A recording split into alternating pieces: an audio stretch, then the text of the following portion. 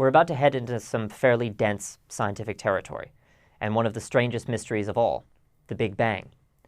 The big question for this segment is, why shouldn't I panic?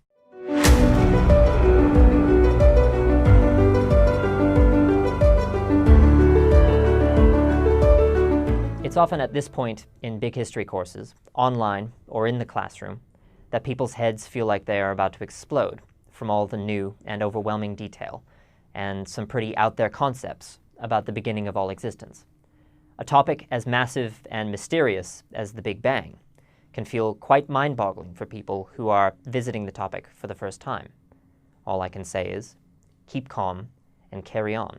You do not need to become a Nobel Prize-winning physicist to explore big history. You won't be doing mathematical equations in this course, and you won't have to memorize all the technical details the first time you watch a video. Big history provides a framework for knowledge, which can be fleshed out by later studies. But the important thing is to see how all the knowledge fits together into one unified narrative. The other point is that you can see the significance of the Big Bang and all the other thresholds of complexity by seeing how they relate to the wider story. Just like you don't need to be a technical expert at constructing and using a 15th century longbow to study its wider historical significance to the 100 Years' War, lots of French knights with bits of wood sticking out of them, and a couple of decades with an English king of France, you won't be needing a PhD in astrophysics to develop your understanding of the role of cosmology in the unfolding tale of 13.8 billion years. Big history provides a story.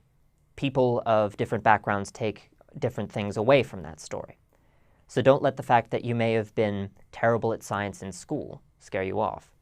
In fact, big history has a knack for making science-heavy topics accessible to everyone, if it is given its proper chance. So relax, don't worry. Enjoy the next set of lectures, where we explore the cosmos from the beginning of everything to the formation of the tiny rock we call home.